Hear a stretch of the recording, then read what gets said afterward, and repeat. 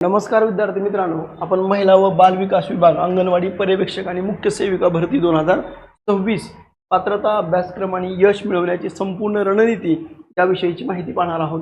लक्षात ठेवा, मोठी जाहिरात आहे, मोठी संधी आहे।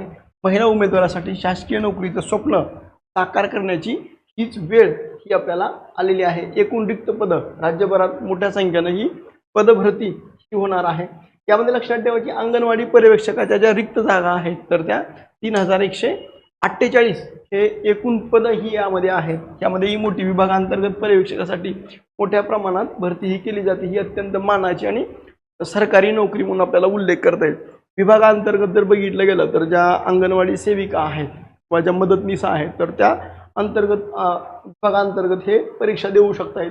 आता अंगणवाडी मुख्य सेविकेची प्रशासकीय जबाबदारी जर बघितलं गेलं तर अंगणवाडी मुख्य सेविका हे प्रशासकीय दृष्टिकोनातून महत्त्वाचं असून त्यामध्ये 751 जागेची भरती ही यामध्ये केली जाणार आहे। म्हणून हे महत्त्वपूर्ण माहिती लक्षात ठेवा। रिक्त पदांचा तपशील जर बघितला गेला तर 3148 हे अंगणवाडी आणि पर्यवेक्षका ही पदसंख्या आहे। 751 ह्या अंगणवाडी मुख्य सेविका आहेत। एकूण 3900 प्लस जागांसाठीची ही जाहिरात प्रक्रिया होणार आहे। यामध्ये विभागाची ओळख लक्षात ठेवा।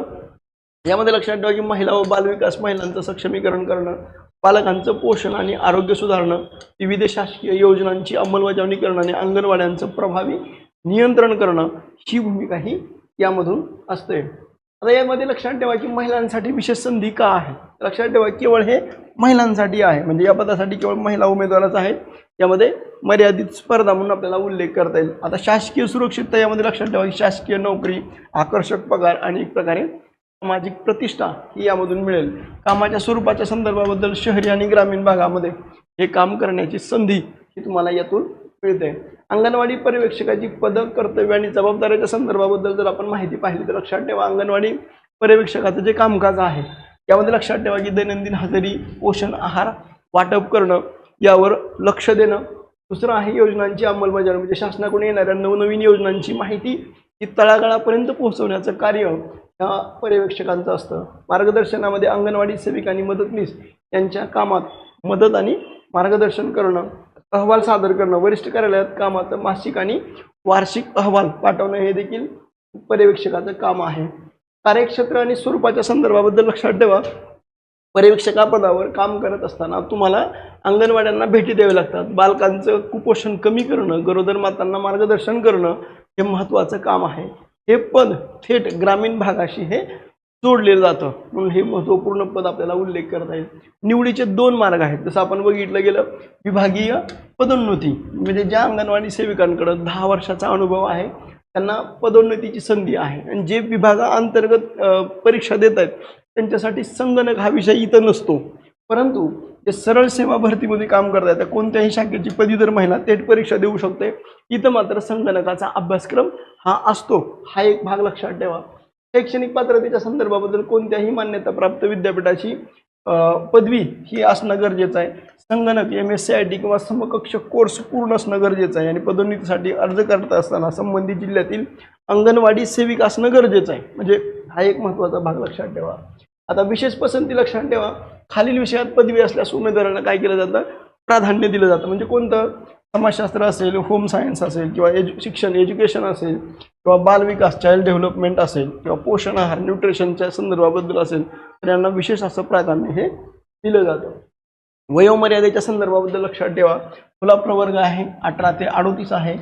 OBC EWS SC ST 18 ते 43 वर्ष आहे। अपंग, प्रकल्पग्रस्त आणि स्वातंत्र्य सैनिक 18 ते 45 वर्ष। अंशकालीन कर्मचारी 18 ते 55 वर्षापर्यंत साधारणतः मानलं जातं। आता पदोन्नतीसाठीचा अनुभवाचा जर भाग बघितला गेला, विभागाअंतर्गत ज्यावेळेस तुम्ही परीक्षा देत आहेत पर्यवेक्षका म्हणून पर्यवेक्षकासाठी संदर्भात म्हणून तर तुम्हाला अंगणवाडी सेविका म्हणून 10 वर्षाचा अनुभव असणं गरजेचं आहे। म्हणून तुम्हाला त्यांना किमान 10 वर्षाचा अनुभव असल्यास पदोन्नतीसाठी त्या पात्र ठरतात। अनुभव नसेल तर महिला सरळ सेवेच्या माध्यमातून ते काय करू शकतात, अर्ज करू शकतात। आता परीक्षा पद्धत आणि स्वरूपाच्या संदर्भाबद्दल अभ्यासाचं नियोजन करण्यापूर्वी पॅटर्न समजून घ्या। एकूण प्रश्न किती आहेत तर 100 प्रश्न हे विचारले जात आहेत। एकूण गुण किती आहेत तर 200 गुणाची परीक्षा आहे। एक प्रश्न 2 गुण आणि वेळ किती आहे तर 90 मिनिटं, म्हणजे फक्त 1.5 तासाचा वेळ हा तुम्हाला आहे। त्यानंतर लक्षात ठेवा विषयनिहाय गुण विभागणीमध्ये लक्षात ठेवा मराठी व्याकरण आणि भाषा 25 प्रश्न 50 गुण हे 12वीच्या धर्तीवर असते. इंग्रजी व्याकरण 25 प्रश्न 50 गुण हे पदवीच्या धर्तीवर आहेत. सामान्य ज्ञान जीके जीएस 25 प्रश्न 50 गुण हे पदवीच्या धर्तीवर. गणित बुद्धिमत्ता 25 प्रश्न 50 गुण हे पदवीच्या धर्तीवर. हा एक भाग तुम्ही अभ्यासक्रमासाठी लक्षात ठेवा. मराठी व्याकरणाचा अभ्यास आहे, यामध्ये शब्दसंग्रह, समानार्थी, विरुद्धार्थी, म्हणी, वाक्प्रचार आणि काळाचे प्रयोग. आता याच्या संदर्भाबद्दल जे पुस्तक आहे त्या पुस्तकासाठीचा एक स्पेशल व्हिडिओ आपण महिला व बालविकासच्या अंतर्गत येत आहे ज्या परीक्षा आहेत किंवा पर्यवेक्षकाच्या संदर्भाबद्दलचा आहे, तर त्या संदर्भाबद्दलची एक बुक लिस्ट आहे. त्या बुक लिस्टचा व्हिडिओ मी डिस्क्रिप्शन बॉक्समध्ये टाकतो, तर तुम्ही पाहू शकताय. त्यानंतर संधी, समास, उतारा, त्यावर प्रश्न आणि शुद्ध लेखनाचे नियम हे तुम्हाला विचारले जातात. इंग्लिशमध्ये लक्ष द्या part and speech, tense and voice, vocabulary, त्यानंतर direct indirect speech, common error sentence आणि कॉम्प्रिहेन्सिव्ह पॅराग्राफ्स जे आहेत, तर या भाषेच त्यामध्ये लक्षात ठेवा. जीके जीएसमध्ये लक्षात ठेवा की चालू घडामोडी जे करंट अफेअर्स आहे त्याच्यावर लक्ष द्या. भारतीय राज्यघटना, प्रशासन, भूगोल असेल तर विशेषतः महाराष्ट्राच्या भूगोलावर विशेष भर द्या. इतिहास, सामान्य विज्ञान आणि आर्थिक विकास यावर भर देणं गरजेचं आहे. गणित बुद्धिमत्तेच्या संदर्भाबद्दल लक्षात ठेवा. गणितामध्ये लसावी, मसावी, सरासरी, टक्केवारी, नफा, तोटा, काळ, वेळ, वेग यावर भर द्या. बुद्धिमत्तामध्ये संख्या मालिका, अक्षर मालिका, नातेसंबंध, दिशा, ज्ञान आणि वेन आकृत्या ज्या आहेत तर त्याबद्दल असावं. तांत्रिक आणि विशेष, बालक, पोषण आणि शासकीय योजना यामध्ये लक्षात ठेवा की यांची जी वेबसाईट आहे तर त्या वेबसाईटवर जर गेलं तर ह्या तुम्हाला सगळ्या तिथं माहिती, ह्या सगळ्या तांत्रिकबद्दलची माहिती आपल्याला मिळते.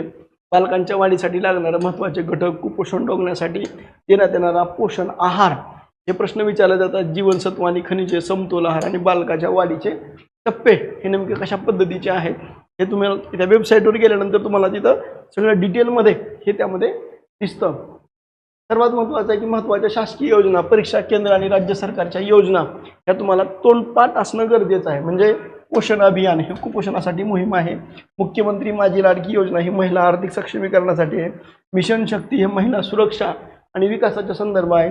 मिशन वात्सल्य ही अनाथ बालकांसाठी आहे. बालसंजीवनी ही आरोग्य तपासणी कार्यक्रम आहे. अमृत आहार योजना ही कुपोषित बालकांसाठी आहार म्हणून आपल्याला उल्लेख करता येईल.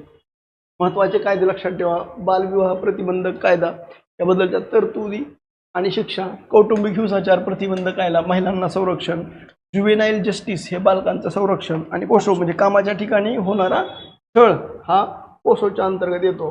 कॅल्क्युलेशनच्या संदर्भाबद्दल वेळेचं गणित, दररोज किमान 4 ते 5 तास अभ्यासासाठी वेळ मिळाला पाहिजे. कठीण विषयांना जास्त वेळ द्या. रिव्हिजन जे ज्या आठवड्यावर वाचलं नाही तर रविवारी त्याची उजळणी करा, सराव द्या. दर आठवड्याला एक टेस्ट पेपर हा सोडवला पाहिजे. चालू घडामोडी आहेत, नवीन योजना, नवीन कायदे या महिलांच्या संदर्भाबद्दलच्या, बालकांच्या संबंधाबद्दलच्या घडामोडीवर लक्ष द्या.